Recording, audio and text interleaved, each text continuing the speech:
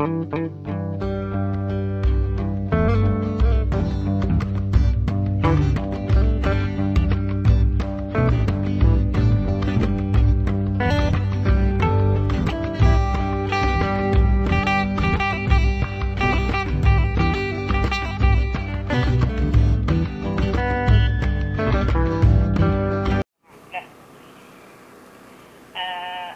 عليكم ورحمة الله وبركاته. وآية معشة مع المستمعين وإذاعة تغنية إذاعة زواد مرادة. أهلا وسهلا فيكم. نجاوى نسافة ولن دغا أول تغيمت نجا مجرد لا لغوين كان دغا زواد قيمة دغا جمان أمانوك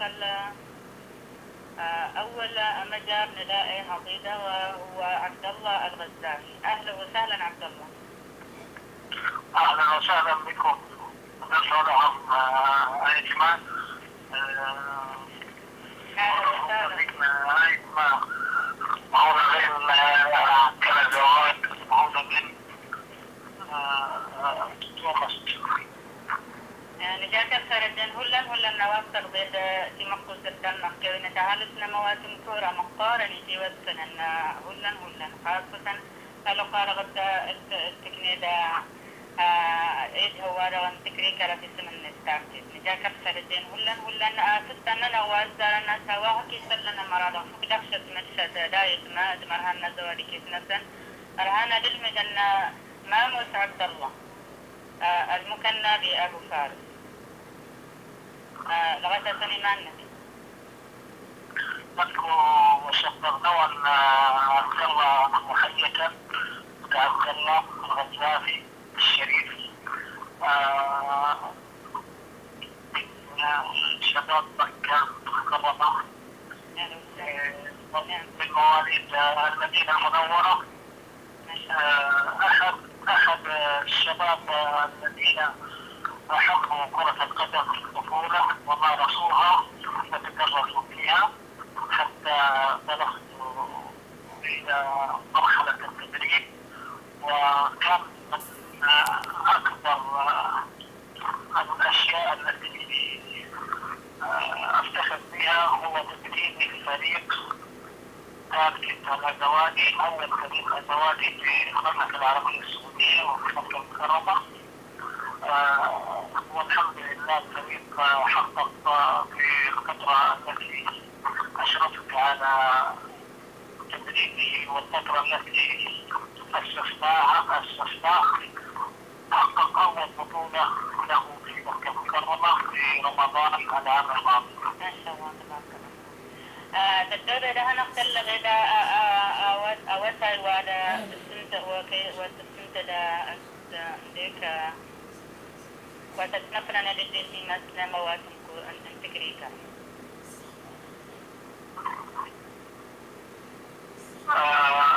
بالنسبة لتأسيس الفريق أو متى بدأت تلعب الكرة؟ أيوة بدأت ألعب الكرة في الطفولة تقريبا في عام 1415 تقريبا في بداية يعني عام تقريبا 95 كذا في مكة المكرمة. كان فريق من منطقة الحي الخامسة اسمه فريق الأحلام. عندك إيش لو فلك دمر لنا الدغ يويتم تكريكر هذا ودني تكتورين هذا مرات أيام اللي ما نسيت يعني. طبعا من أهم الأيام التي لن أنساها في حياتي هو مشاركتي مع فريقي اللي هو فريق الأحلام في بطولة فيفا الأولى والثانية.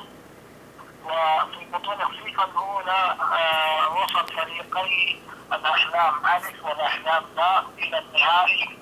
وكان نهائي يعني البطولة كانت من 8 فرق وكان النهائي بين الفريقين من الدماشق الخامسة.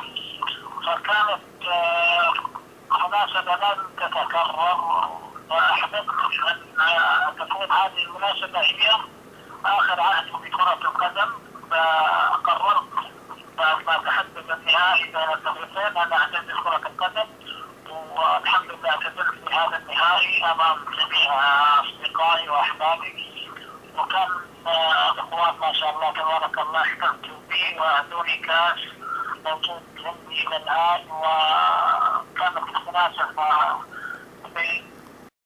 سيد عبد الله كيف نتني ولد الدغا أجانا ننتقري كرجوتني أني أنا الأحلامي أنا والجوارح انتهاء بتارتي تنديك ما قلت يسوي تنتقري كرا تقلد أسن منك تنتقريك. لماذا اعتزلت؟ طبعا كرة القدم من الرياضات التي لها عمر معين، فبعد ما بلغت عمر 35 سنة قررت اني اعتزل. قبل ما اعتزل لعبت زي ما تفضلت في فريق الاحلام وفريق الجوارح. بعد ما اعتزلت الحمد لله مسكت فريق كإداري في بعض الفرق، فريق الفرسان وفريق السمو وفريق تاركي، والحمد لله تحقق على يدي اول بطوله لفريق السمو واللي هي بطوله فيفا الثانيه، وانا مدرب، وتحقق بيدي تحت اشرافي الحمد لله كاداري بطوله تاركي الاولى التي هي بطوله مكتب الجامعات في رمضان العام الماضي، والحمد لله مننا كمان شاركنا في بطولة رسمية قوية في بطولة العلام، ومننا جائزة أفضل جمهور، وكانت الجماهير الأندية جماهير فريق تاركت تمنع المدرجات المنعا في كل المباريات، نالوا إعجاب الجميع ورفرف العلم الأزواجي لأول مرة في مدرجات ملاعب رسمية في مكة المكرمة. ديك واسطر دي سلقة تسنقرنا داتي مسدا إمويت انت كريكرا سور دي ساوينا هكي كنا ويضنا إيه الشغل كنان هرتها دغك الوالد ومياه. طبعا كرة القدم من الرياضات التي يعني يهواها أغلب الشباب في المملكة العربية السعودية، وأنا أحدهم، ولكن كرة القدم رسالة يجب أن نستفيد منها للوصول إلى أهداف أخرى، فهذا الشيء من الأشياء التي جعلتني يعني أرغب في دعم فريق تاركت من أول مباراة استعراضية للافتتاح، فحضرت في أول مباراة كلاعب في الافتتاح فقط، ولكن عندما رأيت التنظيم الذي يخطط له الإخوان في فريق تاركت، الإخوان محمد ويوسف وجميع إدارة فريق تاركت، فلما رأيت تخطيطهم دعمت الفكرة في نفس المباراة، فأعلنت أني أنا مستعد أدعم هذا الفريق بكل خبرتي السابقة وكل ما عندي. هذا أواتك نادي تارتي نكنا دا أساسا كان نتاج وهكتك نادا تكريكرا كيون. أيوة نعم تكريكرا الحمد لله أعطتني حب الناس وحب الجميع، والحمد لله لم أخرج من تكريكرا بأي عداوات ولم أخرج من تكريكرا بأي مشاكل، الحمد لله يعني عرفتني بالكثير من الرجال والكثير من الشباب، والحمد لله يعني رجع هذا الشيء على جسمي، والحمد لله يعني استفدت كثيرا من الرياضة واستفدت كثيرا من حب تكريكرا. نعم إن شاء الله. كيف نتا تويدغك الورا ونقطع تتوزر كيف نرى تويدغ المدينة دي تموت دا أما واد إلى درهان الناس إلى أحلام الناس إلى أدين ديك درهان النبي تكني دغك الويدغ في وقت الدبيرة تكني دغك الوادا ويدودنا كذا نكيا. والله أنا أحلامي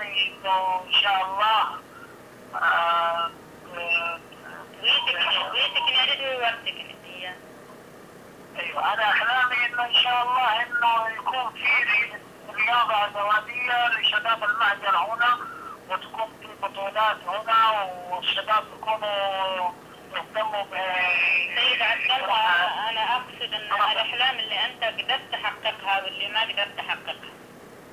ايوه طبعا الاحلام اللي قدرت احققها هي هذه اللي تكلمت عنها، ان الحمد لله ساهمت في تاسيس فريق تارجت وفي حصوله على البطولات، وساهمت في دعم فرق كلها من شباب كالكماشة، والحمد لله من شباب دومس. وبالنسبة للأحلام اللي حلمت فيها وما حققتها، حلمت إنه في يوم من الأيام إنه يكون عندنا فريق نستطيع إنه نشارك فيه في بطولات رسمية باسم نستطيع أن نشترك، لأن في بطولة من جامعات هنا في مكة تقام كل سنة، فالشباب كالكماشة تشاركوا فيها، ولكن ليس باسم أدوات، ولكن بإذن الله في السنوات القادمة نحلم ونعمل الآن إنه نشارك بهذا الاسم إن شاء الله بعد ما يتم الاعتراف بقضية الزواج عالميا ويعترف بدولة الزواج، ونستطيع أن نشارك. أما الآن لا نستطيع أن نشارك إلا في البطولات الرسمية بهذا الاسم. يعني قبل الاحتراف عندك من وقت يوم التساؤل بدش أن رابطة العالم الإسلامي تشارك عنده؟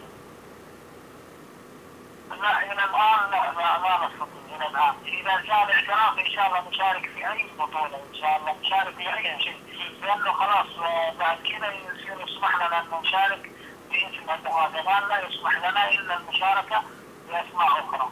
ولكن ما شاء الله شباب دومس مشاركين، وهم حققوا بطولة الجاليات 3 مرات بنفس شباب دومس ونفس شباب تاسس. عندك هنيد أفتنسنا مجر دغت الوقت اللي يتاكس يوالي ما لجاء وإدار هننسمه وستيلك. أكيد الإنسان حريته الكاملة ما يأخذها إلا في أرضه، والحمد لله نحن هنا نعمل بقدر استطاعتنا وبالشيء المتاح، والحمد لله الأمور هنا أفضل بكثير في السنوات الأخيرة من السابق.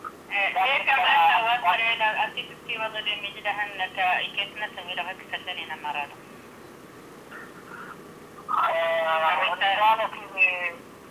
رسالتي للمهندس إنه يدعموا الوحدة